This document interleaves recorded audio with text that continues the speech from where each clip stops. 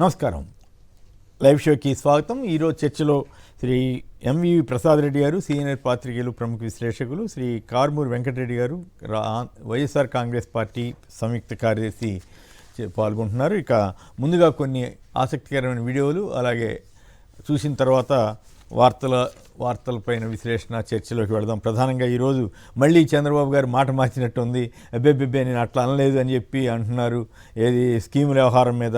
అలాగే ఈ నీతి ఆయోగ్ పేరుతోటి కొత్త కథలు చెప్పిన విషయాన్ని ఇవాళ ఈనాడు వాళ్ళు చాలా డీటెయిల్డ్గా ఇచ్చారు. అమరావతి రోడ్డుకి 53 కోట్లు అవుతుందండి ఒక కిలోమీటర్కి. ఏది బహుశా బంగారం తెస్తున్నారో వెండి వేస్తున్నారో అనే వ్యాఖ్యలు వస్తూ ఉన్నాయి. అలాగే ఈ ఎన్నికల హామీలకు సంబంధించి కానీ ఇతరత్ర ఆ అంశాల మీద చర్చలోకి వెళదాం. ముందుగా వీడియోలు చూద్దాం. ఇంత అసమర్థ ముఖ్యమంత్రిని ఇప్పటి వరకు మేము చూడలేదు. మీరు పైగా ఆర్థిక పరిస్థితి మీరు ఇప్పుడు ప్రతిపక్షంలో ఉన్నప్పుడు మీరు రోజు చెప్తానే ఉన్నారు, ఇన్ని కోట్లు అప్పు చేసేసాడు, ఇంత ఆర్థిక పరిస్థితి ఉంది, ఇవన్నీ మీకు తెలుసు. ఇవన్నీ తెలిసే మళ్ళీ విపరీతమైన హామీలు ఇచ్చారు. విపరీతమైన హామీలు ఇచ్చి ఆ హామీలని అంటే హామీలు ఇచ్చేసి నెగ్గేసిన తర్వాత ఎగ్గొట్టేద్దాం. ఎదవాలోచన కదా, ఎంత మోసగారితం. It's cheating of the public. ఈ చీటింగ్ ఆఫ్ ది పబ్లిక్ కింద మిమ్మల్ని కేసు కూడా పెట్టచ్చు 420 కింద. అంత దారుణమైన చీటింగ్, ప్రజల్ని ఓట్లు వేయించుకుని మోసం చేయడం అంటే ఇట్స్ పబ్లిక్ చీటింగ్. సరిగ్గా ఇప్పుడు కూడా అలాగే జరుగుతోందన్నది అందరి యొక్క విశ్లేషణగా ఉంది. ఇందాక ప్రొఫెసర్ నాగేశ్వర గారి వ్యాఖ్యలు విన్నాం, ఎంత ఆయన మొత్తం అర్థవంతంగా ఎట్లా మాట్లాడారు. అలాగే జర్నలిస్టు సాయి అన్న ఆయన ఎంత ఆవేదనతోటి మెడికల్ కాలేజీలు సీట్లు పోగొట్టుకుంటారా చంద్రబాబు గారు అంటూ ఇది చాలా ఆవేదనగా మాట్లాడిన సన్నివేశం చూసాం. ఇలా రాష్ట్రంలో ఉన్న పరిస్థితులకి ఇవన్నీ కూడా దర్పణం పడుతోంది.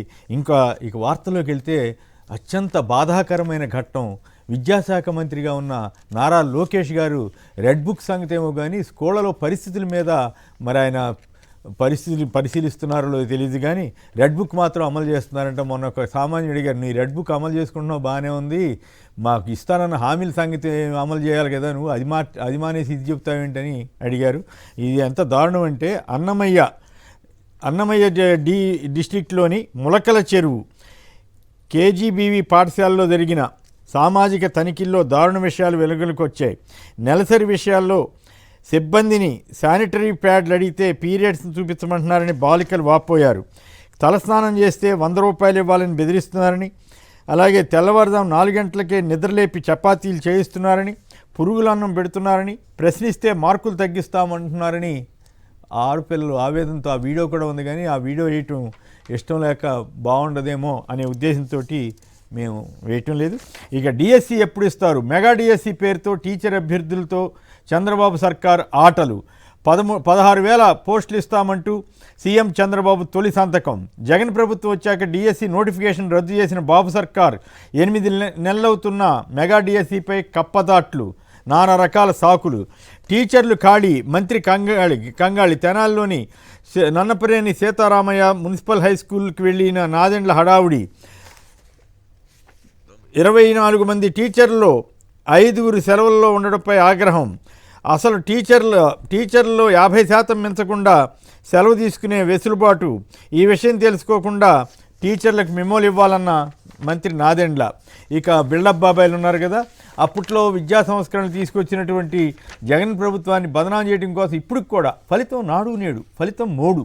జగన్ హయాంలో పాఠశాలల బాగు ఉత్తిత్తేనని పచ్చి అబద్ధాలని రాయటానికి వాళ్ళు ఎక్కడా సిగ్గుపడటం లేదు.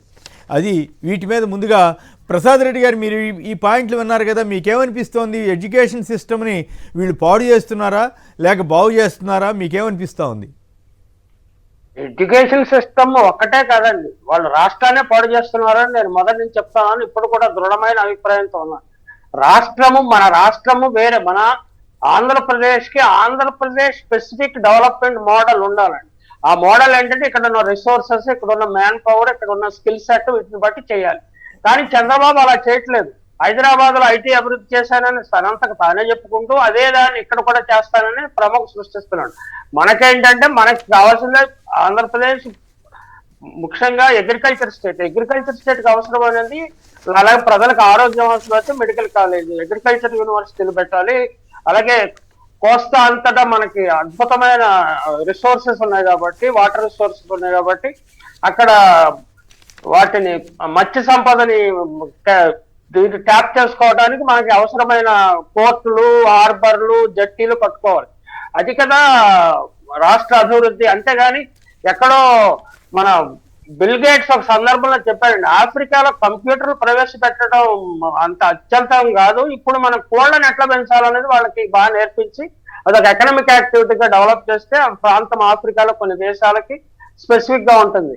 అలా కాకుండా చంద్రబాబు నాయుడు మరి బిల్ గేట్స్ ని నేను చాలా ఇదిగా చేస్తానంటే, బిల్ గేట్స్ ఏం చెప్పాడో కూడా ఆయన తెలుసుకోవాలి కదా.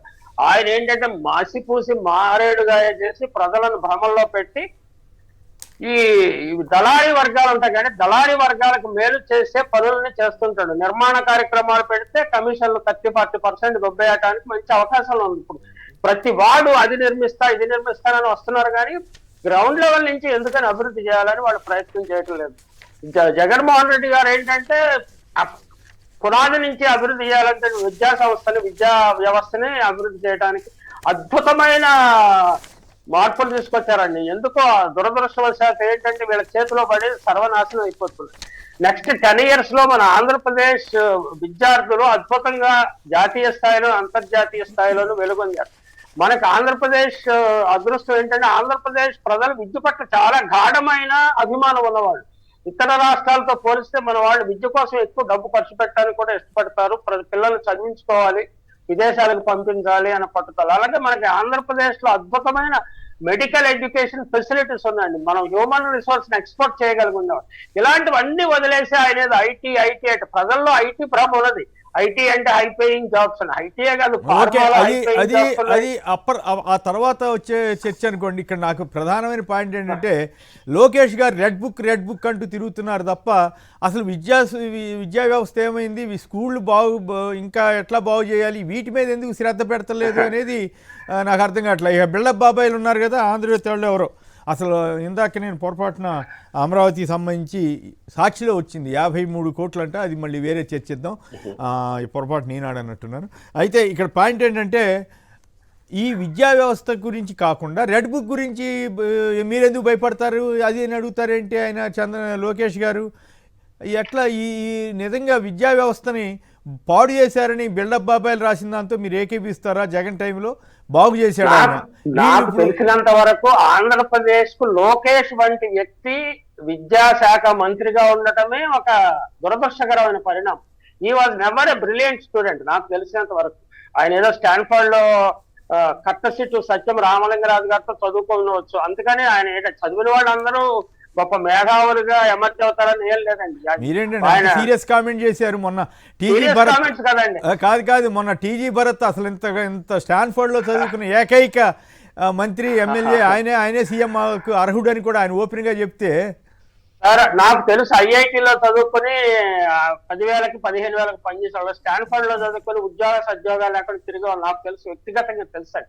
అంటే ప్రతివాడు వీళ్ళందరూ ఏంటంటే స్పాన్సర్డ్, వీళ్ళ కోసం కొన్ని సీట్లు కేటాయిస్తారండి. వీళ్ళు అద్భుతంగా రాణించారు లేకపోతే అద్భుతమైన అకాడమిక్ రికార్డ్ సాధించారు అని ఏమున్నదండి. వాళ్ళు కూడా స్టాన్ఫర్డ్ ముద్ర పడుతుంది బికాస్ ఆఫ్ వేరియస్ రీజన్. ధన బలం అనండి, రాజకీయ బలం అనండి, లేకపోతే స్పాన్సర్స్, యూనివర్సిటీ స్పాన్సర్ చేసే సత్యం రామలింగరాజు గారు లాంటి వారు ఉంటే చేస్తారు. కానీ నాకు తెలిసినంత వరకు Lokesh was never a brilliant student.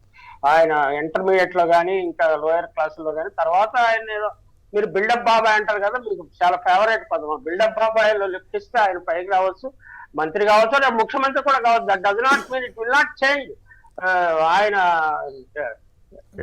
Academic record ఏం మార్చదు. ఆయన చాలా పాజిటివ్ గా ఉండి ఆలోచించి దీని మీద జగన్మోహన్ రెడ్డి గారు చేసిన దాని మీద ఇంకా బిల్డప్ చేసి తాను ఇంకా మెరుగ్గా ఎలా చేయగలను చేయకుండా అట్లా పాజిటివ్ యాంగిల్ ఉంటే ఆయనకి మంచి పేరు వస్తుంది. ఇప్పుడు ఆ మధ్య ఒక స్కూల్కి వెళ్ళారు, ఇప్పుడు ఈ ఆంధ్రజ్యోతి చెత్త వార్తలు రాస్తున్నారు కానీ ఆయనే స్వయంగా లోకేష్ చూశారు, అలాగే పవన్ కళ్యాణ్ గారు చూసి ఇదేంటి ఇది ప్రైవేట్ స్కూలా గవర్నమెంట్ స్కూలా అని ఆశ్చర్యపోయారు. అది అప్పటికి జగన్ గారు తీసుకొచ్చిన మార్పులు, డిజిటల్ బోర్డ్స్ అని బల్లలని అవన్నీ తీసుకొచ్చితే ఇప్పుడు వీళ్ళు ఇట్లా కావాలని దుర్మార్గంగా బురద వేసే ప్రయత్నం వాళ్ళు చేస్తున్నారు. ఇంకోవైపు డిఎస్సి చేయకుండా ఇవన్నీ దారుణంగా మీరు అన్నట్లుగా లోకేష్ గారు రెడ్ బుక్ వాళ్ళు వదిలేసి రెడ్ బుక్ ఏం చేయలేక రెడ్ బుక్ అని ప్రచారం చేసుకుంటున్నారో లేక మరి ఇంకేం కారణం ఇక ఆయనకి అంతకంటే వేరే ఆలోచన లేదు ఏమో కానీ. నేను చదువుకున్నప్పుడు మా గ్రామంలో స్కూల్ లేదండి, ఇప్పుడు అద్భుతమైన స్కూల్ ఉన్నది. అంటే దాదాపు 40-50 ఏళ్లలో మార్పు చెందిన దానికంటే 5 సంవత్సరాల జగన్మోహన్ రెడ్డి గారు చాలా మార్పు తీసుకొచ్చారు.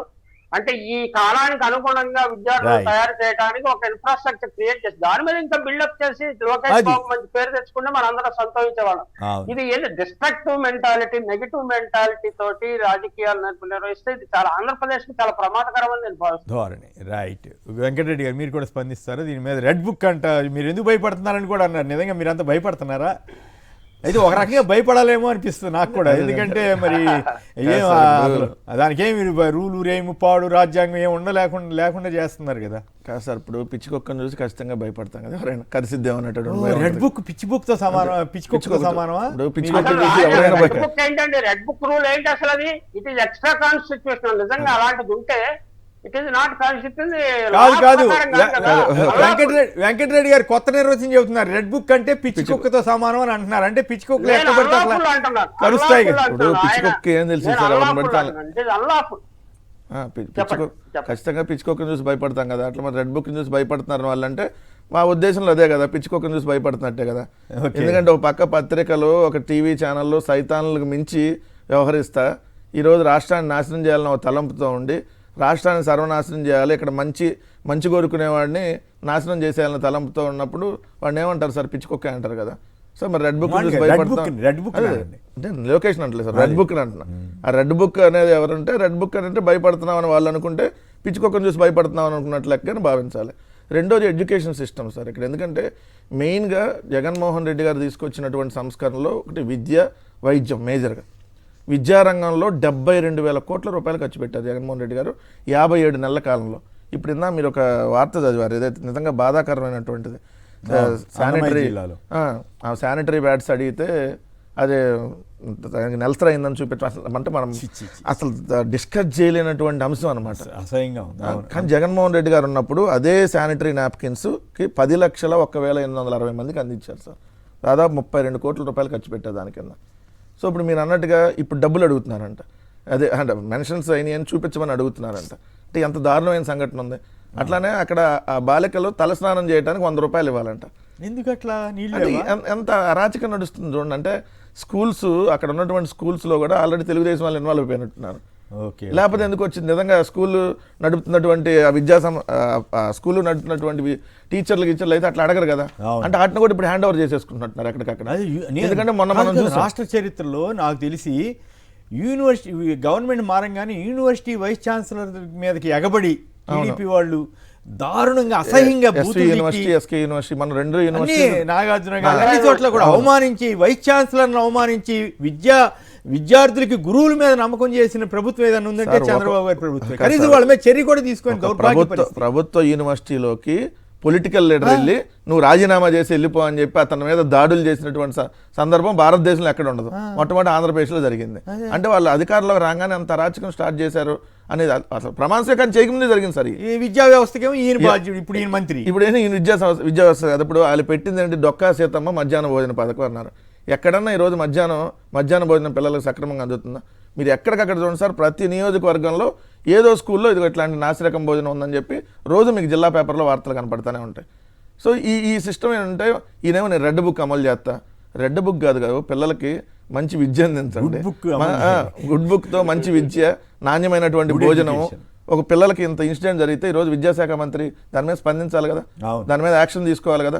ఒక మహిళ నా మాట అన్నందుకు హోంమంత్రి విద్యార్థి మొలకల చెరువు కేజీవి అది కేంద్ర ప్రభుత్వం మాకు సంబంధం లేదని అంటానికి కూడా ఉండదేమో సార్. పర్యవేక్షణ అంతా జరిగింది, పర్యవేక్షణ అంతా వీళ్ళ హ్యాండ్ ఓవర్లో ఉంటాయి, మొత్తం ఎన్ని ఇచ్చేది కూడా వీళ్ళే ఉంటాయి. కాబట్టి ఖచ్చితంగా దాని మీద తీసుకోవాలి. ఈరోజు స్కూళ్ళు సరే ఎంత దారుణంగా అంటే, అంతకుముందు మేము నాడు నేడులో భాగంగా స్కూళ్ళు బాగు చేసి పిల్లల్ని అంతర్జాతీయ స్థాయికి ఐక్యరాజ్యసమితికి తీసుకెళ్తే మొన్న పేకాట, ఏదైతే గుండాట, జోద క్రీడలు ప్రభుత్వ స్కూల్ సంక్రాంతి సందర్భంగా వీళ్ళు కోడి పందాలు, పేకాట, మరి ఈ స్కూళ్ళు ఆ విధంగా ఉన్నాయంటే ఎవరి హ్యాండ్ ఓవర్లోకి వెళ్ళిపోయినాయి ఈరోజు. ఇప్పుడు నిజంగా ఉపాధ్యాయులు అయితే అట్లాంటివి ఎంకరేజ్ చేయరు కదా. అంటే తెలుగుదేశం వాళ్ళ హ్యాండ్ ఓవర్లోకి వెళ్ళిపోయి ఇదిగోండి ఇక్కడ ఏ పని కావాలన్నా మాకు లంచం ఇవ్వాలి, లేదంటే పిల్లలు 100 రూపాయలు అడిగారంటే తలస్నానానికి. ఎంత దారుణమైన సంఘటన నడుస్తుంది సార్. సో డిఎస్సి అట్లాగే పెండింగ్ లో డిఎస్సి సార్ మొట్టమొదటి సంతకం పెట్టాడని చెబుతున్నారు, ఇప్పటికి ఆల్రెడీ ఇచ్చేసారని చెబుతున్నారు తెలుగుదేశం వాళ్ళు అయితే. కొంచెం మన దగ్గర రారు కానీ కొన్ని ఛానల్ డిబేట్లు అయితే మేము మెగా డిఎస్సి ఇచ్చేసాం, 16,000 ఉద్యోగాలు ఇచ్చేసాం అంటున్నారు. ఇచ్చి నోటిఫికేషన్ ఇవ్వాలి అప్పుడు వరకు కాదు సార్. జగన్మోహన్ రెడ్డి గారు ఆ 16,000 పోస్టులు 6,100 పోస్టులకు నోటిఫికేషన్ ఇస్తే దాన్ని రద్దు చేసింది ప్రభుత్వం. రద్దు చేసి మొత్తం మేము 16,000కి ఇస్తాం అంటున్నారు. అది అసలు మెగా డిఎస్సి కాదు, ఎందుకంటే 50,000 ఉన్నాయని చెప్పి ఇదే ఈనాడు రాసింది.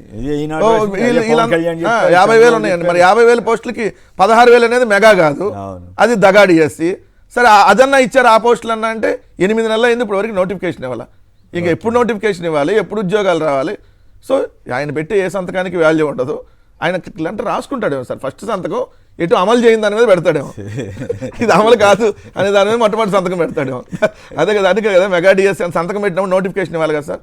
కనీసం విత్ ఇన్ 1 month లోనే నోటిఫికేషన్ ఇవ్వాలి. ఆంధ్రజ్యోతి నాడు నేడు అప్పుడు ఉత్తి జగన్ టైంలో స్కూల్ బాగుపడ్డాయని అంత ఘోరంగా రాస్తున్నారు, మీరు గమనించారా? చూసాను సార్. అంటే స్కూల్లో అంటే విద్యార్థులంతా అసలు ఎడ్యుకేషన్ సిస్టమ్ అంతా పూరైందంట అలా సార్.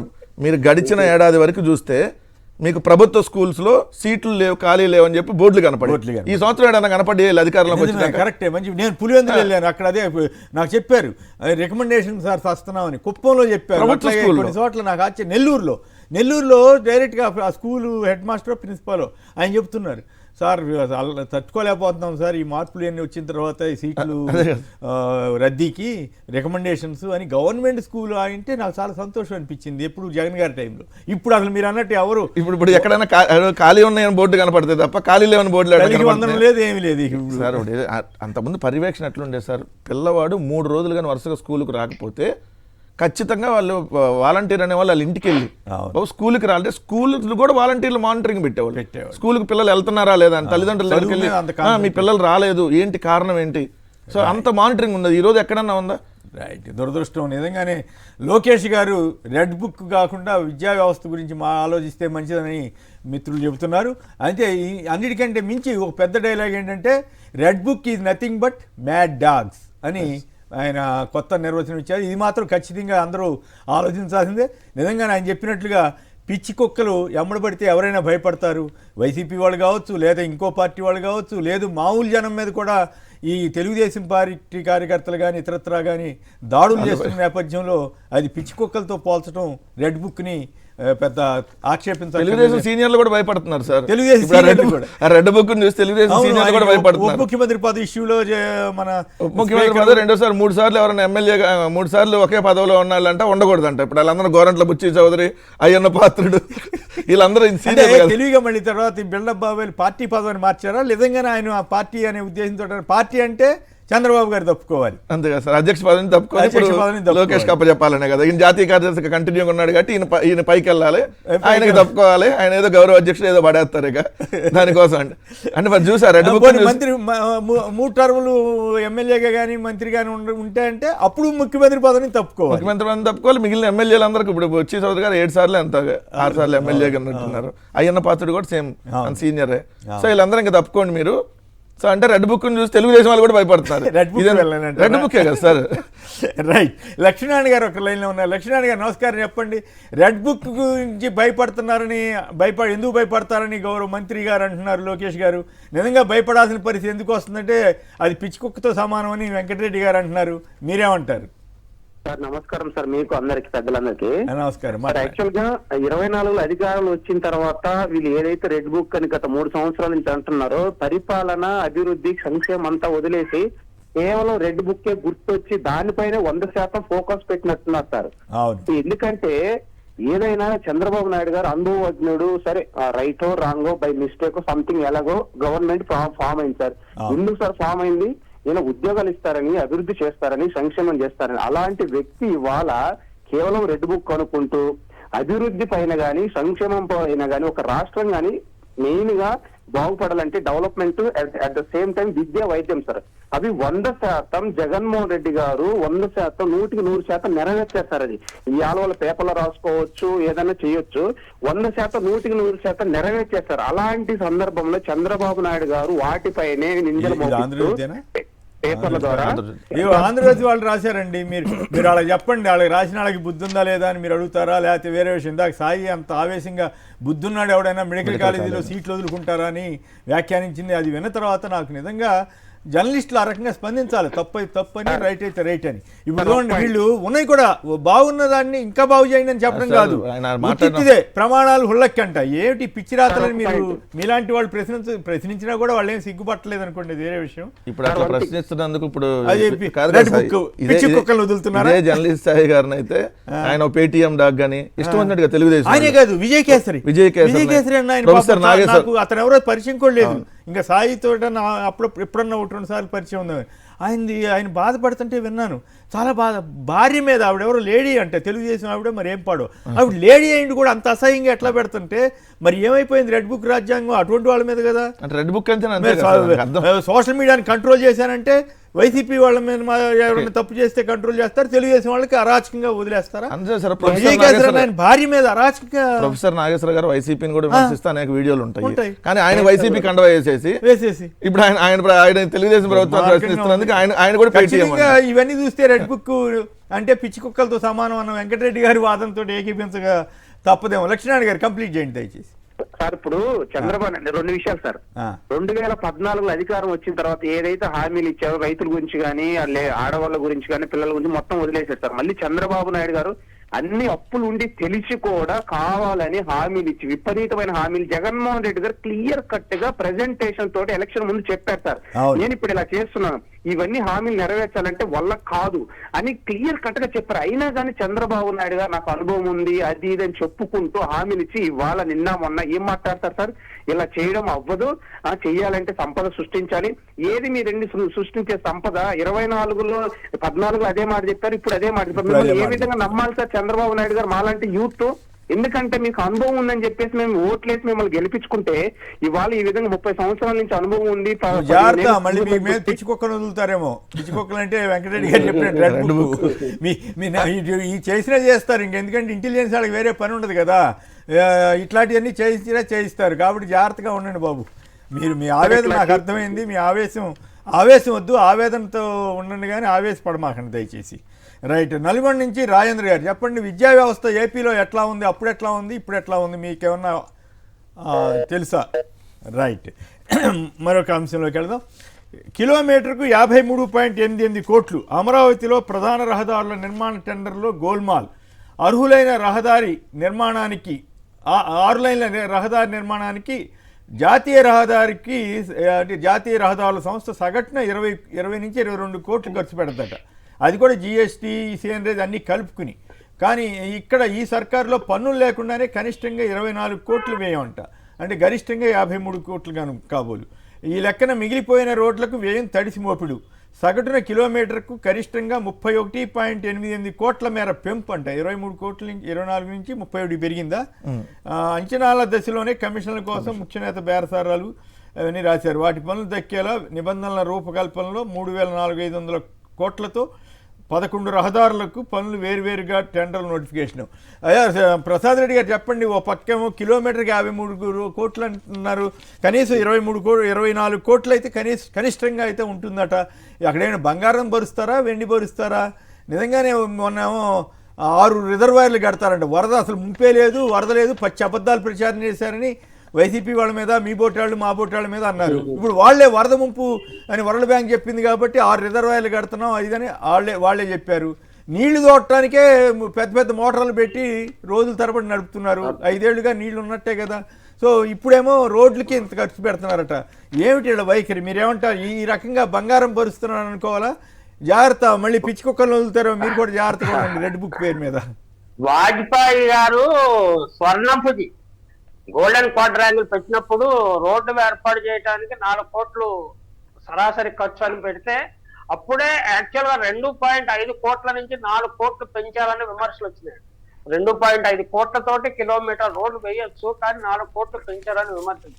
తర్వాత ఏంటంటే ఇక విచ్చలవిడితనం పెరిగిపోయింది కదా, వాళ్ళు చేయాలనుకున్నది చేస్తున్నారు.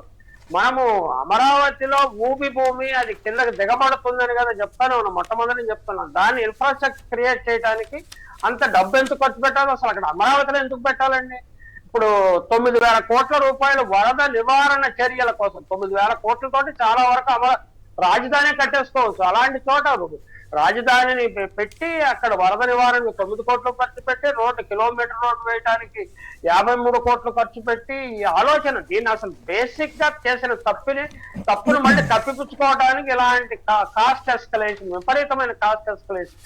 నిపుణులందరూ హెచ్చరించారు, ఐఐటి వాళ్ళు హెచ్చరించారు. అసలు పునాదులు వేయడానికి 20 to 30% ఎక్స్ట్రా ఖర్చు అవుతుంది, అంత అవసరమా? అమరావతి ప్రాంతంలో 70%, రాజధాని పెట్టే ప్రాంతంలో 70% ఫ్లడ్ ప్రోన్ ఏరియా, వరద ప్రమాదం పొంచి ఉన్న ప్రాంతం అని హెచ్చరించారు. ఇవన్నీ వదిలేసేసి గుడ్డిగా అక్కడ చేయటానికి అలౌ చేయటానికి అంటే వాళ్ళని ఆపటానికి మనకు కేంద్ర ప్రభుత్వం లేదు, సివిల్ సొసైటీ లేదు, రాజ్యాంగ సంస్థలైన సుప్రీంకోర్టు లాంటివి కూడా జోక్యం చేసుకోవటం లేదు, కేంద్ర ప్రభుత్వం జోక్యం చేసుకోవటం లేదు. విచ్చలవిడి కాలం చూస్తుంటే అసలు మనం 21వ శతాబ్దం ప్రజాస్వామ్యంలో అంటే మీరు అన్నారు కాబట్టి నిపుణుల మాటలకు కానీ కోర్టుల ప్రసాద్ రెడ్డి గారు మాటలకు మీరు సుప్రీంకోర్టు గురించి అన్నారు కాబట్టి నిన్న ఈయన ఎవరు న్యాయవాది అంట బాలా అన్న న్యాయవాది ఈ సిఐడి కేసులు ఈయన గవర్నమెంట్లో ఉన్నారు కాబట్టి సిఐడికి ఉన్న కేసులని సిబిఐకి అప్పచెప్పమని అడిగితే అసలు ఇది పనికిమాలిన కేసు అని సుప్రీంకోర్టు గౌరవ న్యాయస్థానం వారు చెప్పారంట. అది దాన్ని వాళ్ళ బిల్డప్ బాబాయ్ పెద్ద ఎత్తున వేసుకున్నారు. మొన్న రఘురామకృష్ణరాజు దాంట్లో మాత్రం కనపడనివ్వలేదు, కానీ ఇది మాత్రం వేస్తారు. కానీ నిజానికి ఒక గవర్నమెంట్ ఉన్నప్పుడు ఆ గవర్నమెంట్లో వచ్చిన కేసులు, అంతకుముందు వచ్చిన కేసుల్ని వాళ్ళు నీరుగార్చే ప్రయత్నాలు జరుగుతున్నప్పుడు మరి దీన్ని సిఐడికి ఎట్లా చెబుతారు? అది ఇది కదా ఒక రకమైనటువంటి. ఖచ్చితంగా మీకు గుర్తుండే ఉంటుంది, ఏబీకే ప్రసాద్ గారు ఇక్కడ భూమి సరైనది కాదు, రైతుల నుంచి భూమి తీసుకోవడం సరైనది కాదు, రాజధాని నిర్మాణం ఇది సరైనది కాదు అంటే అరుణ్ కుమార్ మిశ్రా అనే సుప్రీంకోర్టు న్యాయమూర్తి నీకు అక్కడ భూమి ఉందా అని అడిగాడండి.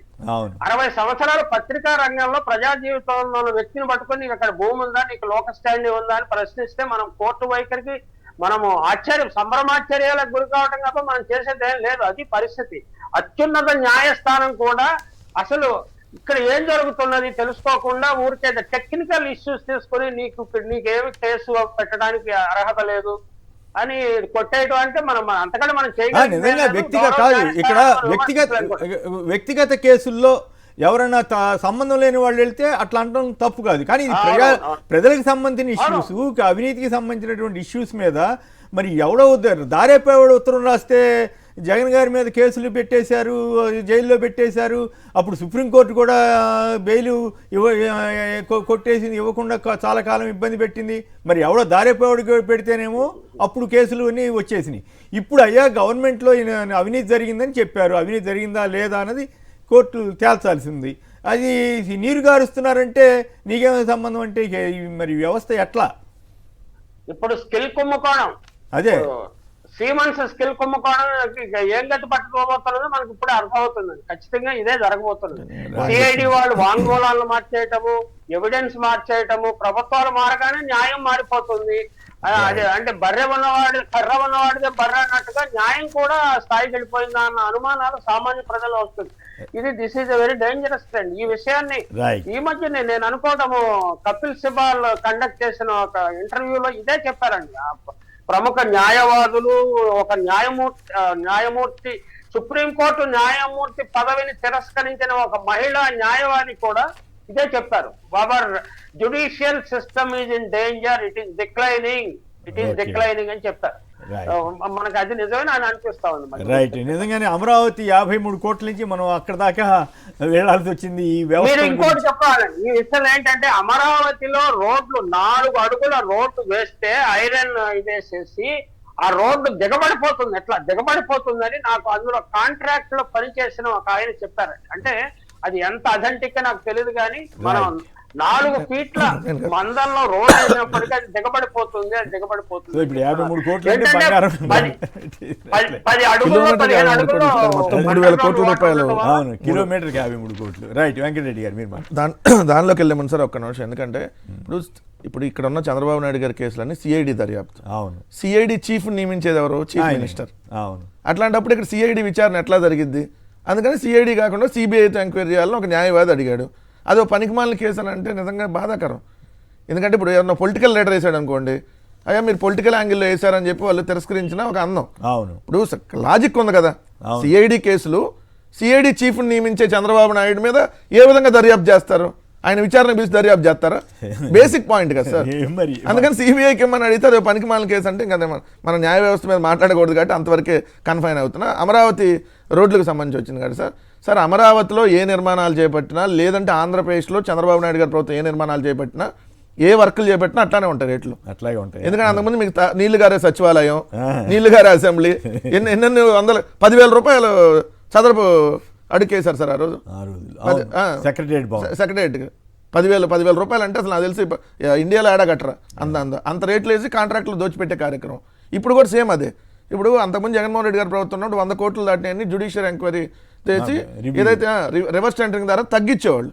కానీ ఇప్పుడు చంద్రబాబు నాయుడు గారు వాళ్ళకి కావాల్సిన కాంట్రాక్టులు పెంచేస్తున్నాడు. మీకు ఎంత కావాలి, ఎలక్షన్ అప్పుడు ఎంత ఇచ్చావు నువ్వు ఫండ్, ఇది మొత్తం ఈ సంవత్సరంలో రికవరీ కావాలంటే ఇదిగో పెంచేస్తున్నా. లేదంటే ఎవరన్నా ఇప్పుడు జాతీయ రహదారులు 6 లేన్ రహదారులు కిలోమీటర్ 20 నుంచి 22 కోట్లు అయితే ఇక్కడ మీకు డబల్ కూడా కాదు సార్, డబల్ కంటే ఎక్కువ 53 కోట్ల రూపాయలు అంటే కిలోమీటర్కి. అంటే ఎంత దోచుకునే కార్యక్రమం, అంత దోచుకునే కార్యక్రమం. అంతకే ఇస్తారా లేదా ఇంకా తగ్గే అవకాశం ఉంటుందా? లేదు సార్, ఖరారు అయిపోయినట్టు నోటిఫికేషన్ ఇచ్చారు సార్. 3,000 కోట్ల రూపాయలు సంబంధించి. అంతే కదా, దానికి హైయెస్ట్ 53 కోట్ల రూపాయలు. 3,000 కోట్లు బై కిలోమీటర్కి 53 కోట్లు సార్. 48 కేయచ్చు, 49 కేయచ్చు, 52 కేయచ్చు, 53 కేయచ్చు. దాని ప్రభుత్వం ఆ రేట్ నిర్ణయించి 53 రూపాయలు ఇచ్చిందంటే దానికి 52 కేసులు నాటి కాంట్రాక్ట్ రావచ్చు. 53 కేసు 52, 51 అట్ట తక్కువ ఎవరు వేసారు అనుకోండి, వాళ్ళకి వస్తుంది కదా కాంట్రాక్ట్ టెండర్లో. చుట్టూనే ఉంటుంది, దానికి రూపాయి అటు ఇటుగా ఉంటుంది. సో ఎంత దోచుకునే కార్యక్రమం సార్. అంటే ఇది P4 విధానం సార్. ఇది చంద్రబాబు నాయుడు P4 అంటాడు. ఒక P అంటే ఏంటంటే పబ్లిక్ గా, ఇంకో P అంటే ప్రజల సొమ్ముని, ఇంకో P అంటే ప్రైవేట్ సంస్థలకి, P అంటే ప్రభుత్వం దోచిపెట్టడం. పబ్లిక్ గానే ప్రజల సొమ్ముని ప్రైవేట్ సంస్థలకు ప్రభుత్వం దోచిపెట్టే కార్యక్రమం. ఇది P4 విధానం. పిచ్చి కుక్కలు వదులుతారేమో రాజ్యాంగం సార్. ఎప్పుడైనా కనిపించుకోవాల్సిందే కదా. సో మానసికంగా సిద్ధంగా రైట్. హలో, తాడికోన నుంచి పుల్లయ్యనాయుడు గారు నమస్కారం, మాట్లాడండి. నమస్కారం అండి. నమస్కారం. ఈ వరుస విజయాలతో దూసుకుపోతున్న ఇసుకి నా శుభాకాంక్షలు. Good, correct. అదే టైంలో ఇందాక ఇప్పుడే వార్త వచ్చింది, కుంభమేళాలో తొక్కిసలాట జరిగిందంటే 40 మంది 50 మంది గాయపడ్డారంట. వాళ్ళంతా త్వరగా కోలుకోవాలని కూడా కోరుతున్నాం. ఓకే, చెప్పండి. తర్వాత అండి, 20,000 కోట్లతో ఛత్తీస్గఢ్ రాజధాని రాయ్పూర్ లో బ్రహ్మాండంగా నిర్మించుకుంటే 20,000 కాదు, 2,000 కోట్లే. 4,000, మాక్సిమం 4,000-5,000 కోట్లు అంతే. అంతేనండి. మనమేమో 25,000 కోట్లతో తాత్కాలిక నిర్మాణాలు చేసుకున్నామండి. 25,000 కోట్లు గాలి, ఇక్కడ కూడా 25,000 కోట్లు గాలి. మనం తప్పు మాట్లాడుకోకూడదు. అప్పుడు కూడా 8,000 కోట్లు ఆల్రెడీ ఖర్చు పెట్టున్నారు సార్. ఎక్కడ అమరావతికి సంబంధించి ఖర్చు పెట్టారు. కానీ సచివాలయ భవనాలు వీటికి అంతా కలిపి 2,000 కోట్లు 3,000 కోట్లు అయినట్లు. అసలు మీకు ఎంత దారుణం అంటే, ఆ 8,000 కోట్లలో 5,000 కోట్లు హడ్కో నుంచి బ్యాంకుల కన్సార్టియం నుంచి ఏదైతే మనం అప్పు తీసుకొని వస్తే 10 సంవత్సరాల్లో తిరిగి చెల్లించేటప్పుడు 17,000 కోట్లు అవుతుంది. అంటే 5,000 కోట్ల అసలుకి అసలు వడ్డీ కలిపి 17,000 కోట్లు చెల్లించాలి. రైట్. పుల్లయ్యనాయుడు గారు కంప్లీట్ చేయండి. హలో, హేమాద్రి గారు, విజయవాడ. హేమాద్రి గారు గుడ్ మార్నింగ్ సార్. నమస్కారం, మాట్లాడండి సార్. 2 విషయాలు సార్. మన ఈ నెక్స్ట్ ఏమి అమలు చేయకపోయినప్పుడు కూడా ఆయనే వస్తారు. ఎందుకంటే ఆల్రెడీ అడ్వాన్స్ కూడా ఇచ్చున్నారని చెప్తున్నారు. ఇదివరకు ఎవరైతే మన ఈవీఎంలు మేనేజ్ చేశారో అలాగే అడ్వాన్స్ కూడా ఇచ్చేసారట. అట్లా చెబుతారు అభివృద్ధి వర్గాలండి. మీకు మా చెవిచాట్లు మీకు తెలియదు సార్. ఇంకో 2వ విషయం సార్, ఈ డయాఫ్రమ్ వాళ్ళు కొత్తగా కడుతున్నారు సార్, పాత వాళ్ళు తీసేసి. మొన్న పెన్షనర్స్ ని అనారోగ్య పెన్షనర్స్ కి డబ్బులు ఇచ్చారని చెప్పి వాళ్ళ దగ్గర నుంచి పెన్షన్ రికవరీ చేసి ప్రాసిక్యూట్ చేయమన్నారు. మరి డయాఫ్రమ్ వాళ్ళు 100,000 కోట్లు మరి ఈయన్ని ప్రాసిక్యూట్ చేయరండి. అంటే పాత వాళ్ళు వదిలేసి కొత్త వాళ్ళు కడుతున్నారు కదా, మరి ఈయన కూడా ప్రాసిక్యూట్ చేయాలి, డబ్బులు రికవర్ చేయాలి కదా. అవును, గ్యాప్లు చేసి ఎందుకు హర్ష్ కుమార్ గారు ఏకంగా చీటింగ్ కేసు పెట్టాలంటున్నారు. ఇన్ని వాగ్దానాలు చేస్తారు, పెడతారా? ఎందుకంటే ఇన్ని ఎంత పచ్చాబద్దాలా మరి పచ్చాబద్దాలంటే ఒక ఆయన ఎవరో కామన్ మ్యాన్, ఒక ఆయన చాలా కరెక్ట్, ఆయన చేసింది కరెక్ట్. జనం బాగా ఎన్నుకున్నారుగా, మంచిగా అవుతుంది అంతే. ఆయనేం తప్పు మాట్లాడాలి. ఆయన గతంలోనూ మోసం చేశాడు, ఇప్పుడు మోసం చేస్తున్నాడు. మోసం చేస్తాడని తెలిసి మేమే కదా ఓట్లేసింది అంటున్నారు సార్. మొన్న ఒక అరుణ్ గారు అని ఆవిడ చెప్తుంది, జగన్ గారు కూడా ఇలాగ మాట్లాడి ఉంటే ఎంతో బాగుపడేది మా అని అన్నారు. అంటే ఇది ఎలక్షన్ ముందు తెలియదండి వాళ్ళకి. జగన్ గారు ఇట్లా మాట్లాడారు, అది మాట్లాడుకుని అమలు చేయలేమన్నాడు కదా. అసలు చాలా గట్టి, చాలా ఫ్రాంక్ గా ఒప్పుకున్నాడు. అసలు ఈ సంక్షేమ పథకాలు ఎందుకు దండగా అంటున్నారు ఇప్పుడు రాజకీయ పార్టీలు, వీళ్ళు తెలుగుదేశం, జనసేన. మేము కూడా ఇవ్వలేమని జగన్ దుబారా ఖర్చు అని కూడా అన్నాడు ఈయన చంద్రబాబు గారు. దుబారా ఖర్చు అని చెప్పి 6 రెట్లు 3 రెట్లు 4 రెట్లు ఎక్కువ ఇస్తానని చెప్పాడు. ఇప్పుడు 2024 జూలై నెలలో చాలా స్పష్టంగా చెప్పాడు కదండి, వీఆర్ కమిటెడ్ అని 2024 జూలైలో ప్రెస్ కాన్ఫరెన్స్ పెట్టి ఒకసారి కాదు 10 సార్లు చెప్పారు. ఇప్పుడు మళ్ళీ ఇప్పుడు అరుణ్ గారు తొందరపడ్డారు. అరుణ్ గారు అన్న ఆవిడ తొందరపడ్డారు. మళ్ళీ వెంటనే చంద్రబాబు గారు మళ్ళీ మాట మార్చాడు. అబ్బే నేను ఎక్కడ అన్నాను, మళ్ళీ అమలు చేస్తానని చెప్తూ స్టేట్మెంట్ ఇచ్చారు. దాని మీద కూడా చర్చలోకి వెళదాం, ప్రధాన చర్చలోకి వెళదాం. ఈ హామీలు వీటి మీద వెళ్ళటానికి ముందుగా 4-5 వార్తలు ఉన్నాయి, చదివేసి వెళ్దాం. ఏపీవి పవర్ అంటండి. ఇక జగన్ టైంలో వచ్చిన రెన్యూబుల్ ఎనర్జీ అంతటిని ఇప్పుడు చంద్రబాబు గారి ఖాతాలు వేసి బిల్డప్ బాబాయిలు వార్తలు రాసుకుంటున్నారు. ఇక పెద్దిరెడ్డి రామచంద్రారెడ్డి గారి మీద పడ్డారు. ఇక మొత్తం హామీలు ఇవన్నీ గాలికి వదిలేసి ఈనాడు వాళ్ళు ఆయనలో అడవిలో అక్రమ సామ్రాజ్యం అంటే 22 ఎకరాలు ఏదో ఆయన దాంట్లో కలిసిందంట. అసలు ప్రపంచం మునిగిపోయినట్టు పెద్ద వార్త రాశారు. వార్త రాస్తే దాంట్లో ఆధారం ఉంటే రాస్తే తప్పు కాదు. ఆ స్థాయి అవి పెట్టడం ఏంటంటే ఇప్పుడు చంద్రబాబు గారు నిన్న మొన్న వేసినటువంటి తప్పులు, పెట్టుబడుల గురించి వీటి గురించి వాటిని కప్పిపుచ్చుకోవడం కోసం వేస్తున్న డ్రామాలాగా కనపడుతుంది. ఉదయగిరి ఎమ్మెల్యే కర్ర స్కామ్ అంటండి. మరి ఆయన తెలుగుదేశం ఎమ్మెల్యే కదా, ఉదయగిరి 10 కోట్ల రూపాయల జామాయిల్ కర్రకు ఎసరు పెట్టాడంట మరి ఆయన. ఇక మోసగారి చంద్రబాబు అని కాకాని గోవర్ధన్ రెడ్డి గారి వ్యాఖ్య. ఇవన్నీ ట్రంప్ విద్యార్థులు జంప్ అంటూ పార్ట్ టైం జాబ్ చేస్తే వీసా రద్దు చేస్తామని హెచ్చరికలు జారీ చేస్తున్నారట. అది ఇతర వార్తలకు సంబంధించి. ఇక ఇది లోకం అంటూ విశాలాంధ్ర వాళ్ళు ఒక ఆసక్తికరమైన కార్టూన్ వేశారు. అదేంటంటే 100 రోజుల్లో ఆర్థిక వ్యవస్థను గాడిలో పెడతానన్న చంద్రబాబు అప్పుడు ఎలక్షన్ ముందు. ఆ తర్వాత పథకాలు అమలు చేయాలంటే చాలా భయంగా ఉంది. ఎలక్షన్ అయిన తర్వాత, గవర్నమెంట్ వచ్చిన తర్వాత పరిస్థితి చాలా ఘోరంగా ఉంది. ఎక్కడా అప్పు పుట్టడం లేదు. మొన్న ఏమన్నారండి, కేంద్ర ప్రభుత్వం డబ్బులు బాగా ఇచ్చింది, వెంటిలేటర్ల నుంచి బయటకు వచ్చేసాం, అయితే ఇంకా పేషెంటే అంటూనే చెప్పారు. సో వీటిని కార్టూన్గా ఇది లోకం అని విశాలాంధ్ర వాళ్ళు వేశారు. అబద్ధాల రంకెలు, అద్దంలో అంకెలు అంటూ నీతి ఆయోగ్ నివేదిక పేరు మీద కరోనా తర్వాత రాష్ట్ర ప్రభుత్వ ఆర్థిక పరిస్థితి అన్ని రాష్ట్రాల్లోనూ ఉంది, అట్లాగే సమస్యలు ఉన్నాయి. దాన్ని ఒక చిన్న పాయింట్ ఆధారంగా రచ్చరచ్చగా 3-4 రోజులు బిల్డప్ బాబాలు, ఈనాడు, ఆంధ్రజ్యోతి ప్రచారం. ఈ నిన్న ఏకంగా చంద్రబాబు గారు ప్రెస్ కాన్ పెట్టి ఆరోగ్యం అది ఇది అని చెప్పి హెల్త్ ఆర్థిక ఆరోగ్యం అని చెప్పి అసలు నేను అందుకే డబ్బులు ఇవ్వలేకపోతున్నాను, నేను చేయలేకపోతున్నాను, నేను చేతులు ఎత్తేసాను అని చెప్పి తప్పించుకునే ప్రయత్నం చేశారు. కానీ తీరా చూస్తే నీతి ఆయోగ్ అనేక విషయాల్లో జగన్ టైంలో నెంబర్ 1గా ఉన్నటువంటి పరిస్థితి మీద రిపోర్ట్లు ఇచ్చింది. అలాగే ఆ రోజుల్లో చంద్రబాబు గారు ఉన్నప్పుడు 73,635 కోట్లు, 73,635 కోట్లు ఏంటిది అమరావతి పేరుతోటి అప్పు సార్. ఇప్పుడు అమరావతి 50,000 కోట్లు కాకుండా 73,635 కోట్లు ఇప్పుడు అప్పు చేశారు. జగన్ టైంలో అది 15,000 కోట్లే. 15 ఇది ఇప్పుడు ఈ పక్కన 73,635 కోట్లు అప్పు ప్లస్ ఇది అమరావతి 50,000 కోట్లు కలిపితే మొత్తం 1,23,000 కోట్లు అప్పు చేశారు ఇప్పటికి. అని మనం జగన్ గారు ఉన్నప్పుడు ఏంటంటే మూలధన వ్యయం 15,000 కోట్లు సంవత్సరానికి ఖర్చు పెడితే చంద్రబాబు నాయుడు గారి హయాంలో 13,000 కోట్లు ఖర్చు పెట్టారు. అది అప్పుడు సామాజిక రంగం అన్ని అబద్ధాలతోటి ఈనాడు, ఆంధ్రజ్యోతి జనాన్ని పచ్చి మోసం చేస్తుంది. ఈ విషయం నేను ఆ రెండిట్లో పనిచేసిన వ్యక్తిగా ఆ రోజుల్లో ఇంత నీచంగా ఉందని నేను ఎప్పుడు చెప్పలేదు. కానీ ఈ రాజకీయం అనండి, వాళ్ళ వ్యాపారాల లాభాలనండి, మరి లేకపోతే పైరువీలు అనండి, వీటన్నిటి కారణం ఏమన్నా కానీ నీచంగా జర్నలిజాన్ని తీసుకెళ్లారంటానికి ఇవన్నీ ఉదాహరణలుగా కనపడుతున్నాయి. ఇక కొన్ని జోకులు కూడా వచ్చినాయి సోషల్ మీడియాలో. F2 సినిమా పెళ్లి చూపుల్లో హీరో వెంకటేష్కు కట్నం ఏమిస్తారని అడిగితే ఉన్నది 2 ఆడపిల్లలే కదా, ఆస్తిలో చెరిసగం అంటారు హీరోయిన్ తరపు వాళ్ళు. ఆస్తి ఎంత ఉందంటే ఎంత ఉంటే అంత అంటారట. గడుసుగా సమాధానం చెప్తారు. ఇప్పుడు అట్లాగే కట్ చేస్తే సీన్ పథకాలు ఎప్పుడంటే సంపద సృష్టించాక, సంపద ఎప్పుడంటే 2047 చూద్దాం, 8-9 ఏళ్ళు అసలు ఇప్పుడేం చేయలేమని చెబుతున్నారట. ఈ జోకులు పేలుతున్నాయి సోషల్ మీడియాలో. 40 ఏళ్ల ఇండస్ట్రీ అంటావు, మరి మంగళవారం మాట్లాడి చంద్రబాబు అంటూ వీళ్ళెవరో ఇంకో కామెంట్ పెట్టారు. డబ్బులు ఉన్నాయంటావు కానీ సూపర్ 6 అమలు చేయలేనంటావు. కోవిడ్ 2 ఏళ్లు ఆ రాష్ట్ర ఆర్థిక పరిస్థితి అతలాకుతలమైన సాకులు చూపకుండా చిరునవ్వుతో పథకాలని అమలు చేసిన వైఎస్ జగన్. హామీలు నెరవేర్చాలనుకునేవాడు పాలకుడు, నెరవేర్చాలనుకునేవాడు సాకులు వెతకడు, ఎగ్గొట్టాలనుకునేవారే కాకమ్మ కబుర్లు చెబుతారు చంద్రబాబు నాయుడులా అని ఇంకోటి అన్నారు. ఇంకోటి ఏంటంటే ఈనాడు వాళ్ళు మొన్న కేంద్ర మంత్రి రామ్మోహన్ నాయుడు చెప్పారంట, మహారాష్ట్రకి ముంబై ఉంది కానీ ఆంధ్రప్రదేశ్కి చంద్రబాబు ఉన్నాడని అన్నారంట. మరి మహారాష్ట్రకి ఏమో పట్నవీస్ వెళ్ళి 15 లక్షల కోట్లు పెట్టుబడి తెచ్చుకుంటే మరి ఆంధ్రప్రదేశ్లో ఉన్న చంద్రబాబు గారు ఏమో ₹1 పెట్టుబడి తెచ్చుకోకుండా వచ్చేసి మళ్ళీ పైగా అదేం మిజ్జి అని కూడా చెబుతున్నారు. ఇక ఇది చాలదు అన్నట్టు అందులో వెటకారం అర్థం లేదన్నమాట మంత్రి గారికి. ఏమండి అందులో ఉండే వెటకారం అర్థం కాలేదు మంత్రి గారికి. అంతేనా?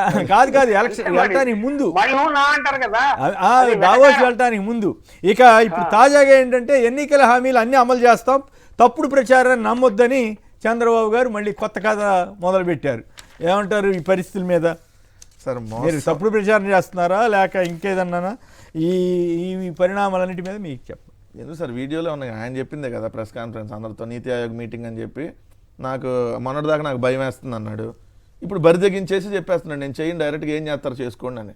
నా మీద నమ్ముతున్నారు, నా మీద నమ్మకం పెట్టుకుంటున్నారు, నమ్మకం పెట్టుకోవద్దు. అంటే ఇలా కాదు కదా సార్, కూటమి ఎమ్మెల్యేలు అడుగుతున్నారేమో మమ్మల్ని జనాల్లోకి అయితే అడుగుతున్నారు సార్ ఎప్పుడు ఇస్తారు ఈ పథకాలంటే, మీరు నా మీద ఎక్కువ ఫీలింగ్స్ పెట్టుకుంటున్నారు, ఫీలింగ్స్ పెట్టుకోవద్దు, ఈ నేను చేయలేను అంటే ఓపెన్గా సార్ ముఖ్యమంత్రి నేను చేయలేను అని బరి తెగించి చెప్పేస్తున్నాడు.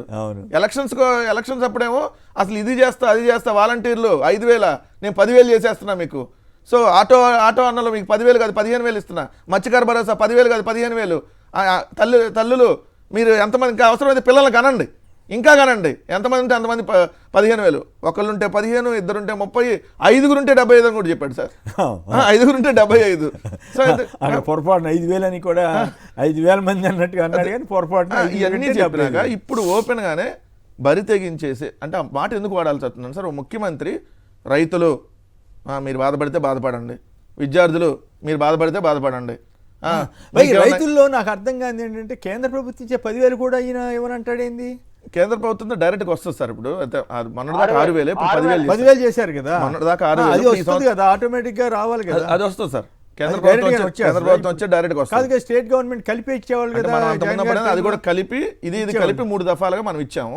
మామూలుగా అయితే వాళ్ళు అంతకుముందు 3 దఫాలు డైరెక్ట్ 2,000 పడిపోతాయి అకౌంట్. ఇప్పుడు డైరెక్ట్ అప్లై చేస్తారేమో కదా. ఇప్పుడు వాళ్ళ డబ్బులు కేంద్ర ప్రభుత్వం పడి డైరెక్ట్ పడాల్సిందే, లేదంటే రాష్ట్ర ప్రభుత్వం కూడా ఇస్తానంటే అది కలుపుకొని ఆ డేట్స్ చూసుకొని ఆ డేట్స్ ప్రకారం వీళ్ళు ఇచ్చే వాళ్ళు ఇచ్చే కలిపి ఇప్పుడు సపోజ్ 2 దఫాలో 3 దఫాలో. ఇప్పుడు అయితే చంద్రబాబు గారు డైరెక్ట్ 20,000 ఇవ్వాల్సింది. చంద్రబాబు నాయుడు గారు లెక్క ప్రకారం 20,000 ఇవ్వాలి సార్. వాళ్ళు కూటమితో కలిపి అది కలిపి అనలా సరే, అసలు ఆ 20 అన్న ఏమని అంటున్నారు కదా. ఇప్పుడు ఆ 20 + 10 కలిపి 30 అడగట్లేదు, 10,000 కాకుండా ఇంకో 10,000 అంటున్నారు కదా. ఇప్పుడు ఈ సంవత్సరానికి ₹1 రైతులకు సంబంధించి రాష్ట్ర ప్రభుత్వం ఇచ్చింది లేదు సార్. రైతులకు సంబంధించి ఇట్లేదు, అంతకుముందు ఎక్కడైనా పంట రైతులు అవస్థలు పడాల్సిందే అని చెప్తున్నాడు ఆయన. రైతులు మీరు అవస్థలు పడండి, విద్యార్థులు మీరు అవస్థలు పడండి, మహిళలు మీరు అవస్థలు పడండి, నేను నా కొడుకు మాత్రం జల్సాలు చేసి వస్తాం. ఇది ముఖ్యమంత్రి బరి తెగించి చెబుతున్నాడు సార్. ఏదైనా ఉంటే తేడా ఉంటే డబ్బులు ఉంటే ఇస్తాను, పిచ్చి కుక్కలు వదులుతారు, ఎవరికైనా భయమే కదా సార్. ఇప్పుడు ఏమంటున్నాడు 2047లో ఆర్థిక వృద్ధి 15% అయింది, అప్పుడు చూద్దాం అంటున్నాడు. అసలు అప్పుడు నువ్వు ఉండాలి కదా, 4 ఏళ్ళే కదా నీకు ఇచ్చిన టర్ము. అంటే ఈ 4 ఏళ్ళు నేనేం చెయ్యను. ఎప్పుడు 2047లో 47కి ఆయనకి 99 ఏళ్ళు వస్తాయి, 99. ఎందుకంటే రేపు 4/20/2025 వస్తే ఆయనకి 75 ఏళ్ళు. సో ఆయన 2047 వచ్చాడు 99. అసలు నీ గవర్నమెంట్ ఉండేది 4 ఏళ్లే కదా, నీ గవర్నమెంట్ 4 ఏళ్ళు ఉంటే నేను చేయనని ఓపెన్గా చెబుతున్నాడు సార్. అంటే ఇది ఆయన నైజమే అంత సార్. ఎందుకంటే రోసీ గారు వీడియో చూస్తుంటారు మొత్తం చెక్కలో. ఇప్పుడు ఆయన ఎన్నికల్లో హామీలు ఇచ్చే ముందు ఇప్పుడు మీరు 99 మేనిఫెస్టో చూసుకుంటే 1,00,00,000 మందికి ఉపాధి అన్నాడు సార్. 99 మేనిఫెస్టో 1,00,00,000 మందికి ఉపాధి అన్నాడు. అధికారంలో రాగానే నేనేం చేయలేనని చెప్పేశాడు. సో 2014 అప్పుడు మొత్తం 654 నాకు ఒక అనుభవం ఉంది. ఆయనతో పాటు నేను హెలికాప్టర్లు వెళ్ళాను ఈ ఇంటర్వ్యూ కోసం అని చెప్పి మహబూబ్నగర్ ఎక్కడికో. నేను సరదాగా అడిగా, అన్నీ బ్రహ్మాండంగా చేస్తామంటున్నారు కదా, మళ్ళీ 1,00,00,000 వరాలు అంటున్నారు. అప్పుడు 1,00,00,000 వరాలన్న పదం పెట్టాను. 1,00,00,000 వరాలు అంటున్నారంటే ఆయనకి ఏం చెప్పాలో అర్థం కాదు. కొద్దిసేపు అది కాదు ఇది కాదు, ఆయన డ్రామా ఆయన నడుపుతాడు కదా. సో ఆయనకి అది అలవాటు, 1,00,00,000 వరాలని 1,00,00,000 మందికి లబ్ధి, 1,00,00,000 మందికి. అసలు ఇప్పుడు కూడా సార్ 650 హామీలు ఆ రోజు 2014 అప్పుడు వచ్చినాక ఏం చేయాల అంటే దీంట్లో ఒకటి గమనించాలి, మనం మోసం చేయడం చంద్రబాబు నాయుడు నైజం అయితే ఘోరంగా మోసపోవడం ప్రజల వంతు సార్. ఇది కామన్. ఎందుకంటే 99లో చేయలేదని తెలుసు ఆయన మేనిఫెస్టో చెప్పి, 2014లో చేయలేదని తెలుసు మేనిఫెస్టో ఇచ్చి, మరి 24లో చేస్తారని ఎట్లా నమ్ముతారు? అవును. సో నమ్మినప్పుడు ప్రజలు మోసపోవడం ప్రజల వంతనే అనాలి కదా. ఇప్పుడు మోసం చేసేవాడు ఇప్పుడు ఆయన అంటా ఉంటాడంట, ప్రజలు మనం చెప్పిన వింటారు అంతే, ఏం కాదు. అవును, మనం చెప్తే నమ్మేవాళ్ళు ఉన్నారు, వింటారు, తర్వాత ఎటు చేయం కదా. నిన్న ఎవరో అన్నారు జగన్ అన్ని చేస్తే మాత్రం ఇంక ఓట్లు వేసారా, మనం చేయకపోతే మాత్రం ఏమవుతులే అన్నాడని అంటారు. నిజం ఒకటి నిజాయితీగా జగన్మోహన్ రెడ్డి గారు నేను ఏదైతే చెప్తానో అది చేస్తానంటాడు, అదే విధంగా చేసి వెళ్ళాడు. ఆయనకు ట్యాగ్ లైన్ చెప్పాడంటే చేస్తాడంటే అనేది ఆయన ట్యాగ్ లైన్. అట్లాంటి చంద్రబాబు కూడా ఒక ట్యాగ్ లైన్ ఉంది, చెప్పింది ఏది చేయడం అనే ట్యాగ్ లైన్. ఆయన చెప్పాడంటే ఏది చేయడం. ఆయన అంత అదృష్టవంతుడైన నాయకుడు బహుశా దేశంలో ఆయనకు అట్లా చేసుకున్న పూజలు అయి ఉంటాయి సార్. అదే రోజు అట్లాగా ఆయన తెలివిగా మోడీని బండబూలు తిట్టగలడు, మళ్ళీ ఆయనతో సోనియా గాంధీని తిట్టగలడు, వాళ్ళతో ఏమంటారు సార్. ఇప్పుడు కాలు అవసరమైతే కాళ్ళు పట్టుకుంటాడు, అవసరం లేకపోతే జుట్టు పట్టుకొని బయటకు నెడతాడని ఆయన నైజం అట్లాంటిది కానీ అట్లా ఉంటుంది. బట్ అందరూ అట్లా ఉండరు కదా, అందరు నాయకులు. రైట్. వరంగల్ నుంచి వెంకట్ గారు, నమస్కారం, మాట్లాడండి. తెలంగాణలో పైలట్ ప్రాజెక్ట్ పేరు మీద కనీసం పైలట్ గ్రామాల పేరుతో స్కీములు అమలు చేస్తున్నారు. అక్కడేమో ఆయన నేనేం చేయలేని పొమ్మన్నాడు, మళ్ళీ ఇప్పుడేమో ఎన్నికల హామీలను అమలు చేస్తాను, తప్పు నమ్మొద్దని అంటున్నాడు ఆయన. మీరేమంటారు? వాగ్దానము ఈ దేశంలో ఎవ్వరు చేయలేదు సార్, ఒక్క జగన్మోహన్ రెడ్డి తప్ప. అంతే సార్, ఇంతకంటే ఎక్కువ ఏం మాట్లాడరాదు. 100% సక్సెస్ చేసింది సార్. కంపల్సరీ ఒక జగన్మోహన్ రెడ్డి ఇచ్చిన మాట తప్పకుండా ప్రతి ఒక్క మేనిఫెస్టో సక్సెస్ చేసి ఉంచిండు ప్రజలకు. ఇది సత్యం sir. Thank you sir. Prasad Reddy గారు చెప్పండి, ఎన్నికల హామీలు అమలు చేస్తామని ఇప్పుడు మళ్ళీ అంటున్నారు, తప్పుడు ప్రచారం అంటాడండి. ఇప్పుడే కదా వీడియోలు కూడా చూపించాం కదా, నాగేశ్వర గారు కానీ వాళ్ళందరూ ఎప్పుడు చెప్పాడండి, అది ఎప్పుడు చెప్పాడు? ఇప్పుడు ఇవాళ పేపర్లో వచ్చింది, బిల్డప్ బాబాయ్ రాశారు. ఎప్పుడు చెప్పాడు? నిన్న లేకపోతే ఎక్కడేదో మీటింగ్ లో అంట, నిన్న ఎంపీలతో టెలికాన్ఫరెన్స్ లో చెప్పాడంట. అంటే వాళ్ళ ఇష్టం ఏదైనా లీక్ రాసుకోవచ్చు. బిల్డప్ బాబాయ్ రాశారు. ప్రజలని మోసగించడానికి మీడియాని సాధారణంగా ఉపయోగించడంలో చంద్రబాబు గారు పిహెచ్డి చేశారండి. ఖచ్చితంగా media being misuse, media is being manipulated with money and power. వాళ్ళు దే ఆర్ షేరింగ్ పవర్ అనేది అర్థమవుతుంది కదా. టీవీ5 ఆయనకి టీడీలో అక్కడ కూర్చోబెట్టాడు కదా. అంటే వాళ్ళందరూ కలిసి ఒక ముఠాగా ఏర్పడి అధికారాన్ని పంచుకోవాలి, ఆర్థిక వనరులను పంచుకోవాలి, ప్రకృతి వనరులను పంచుకోవాలని నిర్ణయించుకున్నారు. ప్రజలు దురదృష్టవశాత్తు ప్రజలు అది గమనించకుండా యాక్సెప్ట్ చేశారు. ఎన్టీ రామారావుని ఎందుకు దింపేశారంటే ఎన్టీ రామారావు వీళ్ళకి సహకరించకుండా ఆయన గట్టిగా ప్రజాధనాన్ని కాపాడుతున్నందుకు ఆయన దింపేసి పక్క జరిపి మనం పంచుకోవాలి ప్రజాధనాన్ని. ఇప్పుడు కూడా అదే జరుగుతుందండి. సేమ్ ఫిలాసఫీ కంటిన్యూ చేస్తున్నాడు చంద్రబాబు నాయుడు గారు. నెక్స్ట్ తరం లోకేష్ బాబు కూడా ఇదే ఫిలాసఫీని కంటిన్యూ చేయడానికి రంగం సిద్ధం చేస్తున్నారు. అంటే ఈ రకమైన రాజకీయాలు ప్రజలు యాక్సెప్ట్ చేస్తారంటే యాక్సెప్ట్ చేశారు, లార్జ్ స్కేల్ లో యాక్సెప్ట్ చేశారు. 2024 జూలైలో చేసిన ప్రకటన 2025 జనవరిలో మార్చేశాడు. మళ్ళీ ఆ రోజున చెప్పింది సాయంత్రం మళ్ళీ మార్చేసినట్టు మీరే చెప్తున్నారు కదా వార్తలు. మళ్ళీ ఇంప్లిమెంట్ చేస్తానని, ఇంప్లిమెంట్ దాదాపు 7-8 నెలలుగా ఇంప్లిమెంట్ అయినాడు, ఇప్పుడు ఇంప్లిమెంట్ చేస్తానని మరి ప్రజలు నమ్ముతారంటే నమ్ముతారేమో మనం చూడాలి. ఓకే, అది కాదు నాకు ఆశ్చర్యం. టీవీ5లో ఒక ఆయన ఎవరు ఉండేవాడు కదా, వేరే ఇదిగా ఆయన ఏంటి తిడుతున్నట్టు వచ్చింది, నిజమేనా? మన తిడుతున్నది ఇప్పుడు ఈయనకి ట్యాగ్ చేసి పెట్టారు. ఇప్పుడు ఏదైతే అంతకుముందు అప్పుడు వీడియో కాదు సార్, అంతకుముందు ఆయన జగన్మోహన్ రెడ్డి గారి ప్రభుత్వం మీద నువ్వేమన్నా నీ డబ్బులు ఏమైనా ఇస్తున్నావా, ఈ బటన్ నొక్కడం పెద్ద గ్రేట్ అనుకుంటున్నావా, అది ఎందుకు నువ్వు దీన్ని ఏదో పెద్ద రాధానం చేసి చెప్తావు? కాదు మీరు వినలేదేమో, లేటెస్ట్ దాన్నే కాదు చంద్రబాబు గారిని డైరెక్ట్ గా దాన్ని ఏంటంటే ఇప్పుడు చంద్రబాబు నాయుడు గారు ఈ హామీలన్నీ ఇవ్వలేకపోతున్నాడు కదా, ఇవ్వలేనని చెబుతున్నాడు కాబట్టి దానికి ట్యాగ్ చేసి దాన్ని అంతకుముందు అన్నదాన్ని రెండు కలిపి మిక్స్ చేసి పెట్టారు సార్. అది ఇప్పుడు లేడు అసలు ఆయన అక్కడ లేడు, వేరే చోట మరి అట్లా చేయకూడదు కదా, అట్లా ఆయన పేరు మీద మనం అందుకే అంతకుముందు పవన్ కళ్యాణ్ దావోస్ పర్యటన జగన్ గారు వెళ్ళినప్పుడు ఏం దావోస్ కోట్లు వేసుకొని వెళ్ళి దావోసే పెట్టుబడులు వస్తాయా, ఇక్కడే ఉంటారు కదా వాళ్ళు, ఢిల్లీలో ముంబైలో కుదుర్చుకోవచ్చు కదా, హైదరాబాద్లో ఒప్పందాలు అన్నారు. దాన్ని ఇప్పుడు దావోస్ ఎందుకు వెళ్ళారు, ఒక పెట్టుబడి కూడా తేలేదని పవన్ కళ్యాణ్ అంటున్నట్టు సోషల్ మీడియాలో తిరిగింది. సో పాతవి కూడా వాడుతూ ఉంటారు అట్లా. ప్రసాద్ రెడ్డి గారు చెప్పండి, ఇప్పుడు మీరు బిజినెస్ దీంట్లో కూడా చూశారు కదా, ఓ సంపద సృష్టిస్తానని చెప్పారు, దావోస్ వెళ్ళారు, ₹1 రాకుండా తేకుండా పెట్టుబడి, కనీసం అది వస్తుందో రాదో అది వేరే విషయం, కనీసం MOU కూడా లేకుండా వచ్చిన సందర్భం మీరు ఎప్పుడైనా చూసారా? మీరు సుదీర్ఘకాలంగా ఇది చంద్రబాబు నాయుడు గారి జీవితంలో అత్యంత అవమానకరమైన ఫేజ్ అండి, అత్యంత అవమానకరమైన ఫేజు. ఆయన దావోస్ ఇంతకుముందు కూడా పెట్టుబడులు తేలేదు. అంతకుముందు ఆయన దాదాపు ముఖ్యమంత్రి, ఉమ్మడి రాష్ట్రానికి ముఖ్యమంత్రిగా ఉన్నప్పుడు కూడా ప్రతి వారము ఒక అంతర్జాతీయ సెమినార్ పెట్టేవాళ్ళు. మీరు అంత ఫాలో అయి ఉన్నారు. ఈ అంతర్జాతీయ సెమినార్ పెట్టేవాళ్ళు, ₹1 కూడా పెట్టుబడి వచ్చేది కాదు. కేవలం నేను ఒక్కడనే బిజినెస్ జర్నలిస్ట్ గా దాని గురించి క్రిటికల్ గా రాసేది. అందరూ మాత్రం గంగిరెద్దుల్లో తలాలు ఊపుతూ అంత మీకు ఆఖరి స్విట్జర్లాండ్ మంత్రి గారు ఉన్న వార్త కూడా నేను ఆ రోజున ఉన్నాను కాబట్టి పత్రికల్లో వచ్చిందండి. లేకపోతే ఆ వార్తను కూడా మాఫీ చేసేవాడు. ఇలాంటి ప్రకటన చేస్తే మా దేశంలో పిచ్చాసుపత్రుల్లోనే వేస్తారు, జైల్లోనే వేస్తారు. అయితే కీలకమైన పాయింట్ చెప్పారు మీరు. గతంలో ఎప్పుడు ఇట్లా జరగలేదు, ఫస్ట్ టైం అవమానకరమైన రీతిలో చంద్రబాబు గారు. అయితే ఫైనల్ గా చెప్పండి, ఆయన శిష్యుడిగా ఒక్క నిమిషం, ఆయన శిష్యుడిగా ముద్ర వేసుకున్న రేవంత్ రెడ్డి గారు అద్భుత విజయాన్ని సాధిస్తే గురువు నేను అంటే విజనరీని గురువుని అందరికి నేను బిల్ గేట్స్ దగ్గరికి నడుచుకుంటూ వెళ్ళి తేగాల్లో బిల్ గేట్స్ ఫోటోలు దిగాడు అంతే. బిల్ గేట్స్ నుంచి ₹1 పెట్టుబడి కూడా రాలేదు. ఇది చాలా అత్యంత అవమానకరమైన ఒక దశ చంద్రబాబు. కాదు విజయ్ కేసరి ఆయన ఎవరు విశ్లేషించాడు, చాలా చక్కగా విశ్లేషించాడు. 3 పాయింట్లో చెప్తూ ఆయన బిల్ గేట్స్ తోటి 10 ఏళ్ల క్రితం ఏం మాట్లాడారో ఇప్పుడు కూడా అదే వచ్చిందంట. అట్లాగే అగ్రికల్చరు, డ్రోను వీటి గురించి ఆల్రెడీ ఇంప్లిమెంట్ అవుతున్నాయంట. హెల్త్ ఆఫ్రికా అన్నారంట. అసలు ఏపీకి ఏం చేస్తారో చెప్పకుండా ఏదో చెప్పారంట. అయితే ఫైనల్గా చెప్పండి, హర్ష కుమార్ గారు చెబుతున్నారు చీటింగ్ కేసు పెట్టొచ్చని ఈ వాగ్దానాలు అమలు చేయని వ్యక్తులపైన. మీరేమంటారు? చంద్రబాబు గారి మీద పెట్టొచ్చు అంటున్నారు. సార్ ఇప్పుడు ఒకరిని మోసం చేస్తేనే మనం కేసు పెడతాం, మరి 5 కోట్ల మంది మోసం చేసినటువంటి సుప్రీంకోర్టు వారు ఆయన మీద కేసులనే పట్టుకోండి. ఆంధ్రప్రదేశ్ రాష్ట్ర ప్రభుత్వంలో వెళ్ళి కేసు పెడదామంటే ఆ స్టేషన్కి వెళ్తే ఉల్టా మన మీద కేసు పెడతారు కదా. అంతే, రెడ్ బుక్ రెండు దావోస్ గురించి ఒక మాట చెప్తాను. చెప్పండి సార్, ఒక ముఖ్యమంత్రి మా రాష్ట్రం దివాలా తీసిందంటే ఏ పారిశ్రామికవేత్త పెట్టుబడి పెట్టారు? అసలు ఎంత ఇంకో ఆయన రెడ్ బుక్ అని అక్కడ అసలు ఏ ముఖ్యమంత్రి అయినా నాకు తెలిసి ఇప్పుడు ఈ 78 ఏళ్ళ స్వాతంత్ర భారతదేశంలో ఏ ముఖ్యమంత్రి, ఏ రాష్ట్ర ముఖ్యమంత్రి మా రాష్ట్రం సర్వనాశనం అయిపోయింది అని చెప్పి ఏ ముఖ్యమంత్రి మాట్లాడలేదు sir. First time Chandrababu Naidu గారు. నిజంగా బాధాకరం. 1977 నుంచి ఆయన దావోస్ వెళ్తున్నాడు. అత్యంత సీనియర్ దావోస్ వెళ్ళే వాళ్ళు 1997 96లో ఈయన రామారావు గారి 97 నుంచి దావోస్ వెళ్తే ఇప్పటి వరకు ఎప్పుడు వెళ్ళినప్పుడల్లా ఏదో కంపెనీ అయినా ఎంఓయూ కుదుర్చుకుంటుంది. అసలు ఏ రాష్ట్రమైనా ఒక ఎంఓయూ తెచ్చుకోకుండా రావడం అనేది ఇదే. ఇది నిజంగా ఆంధ్రప్రదేశ్కి అవమానం కదా సార్. చంద్రబాబు నాయుడు గారికి అవమానం, రాష్ట్రానికి అవమానం. చంద్రబాబుకి ఆయన ఏం సలహా చెప్పాడంటే మీ రాష్ట్రంలో agri resources, man power resources వాటిని సద్వినియోగం చేసే కంపెనీల దగ్గరికి వెళ్ళి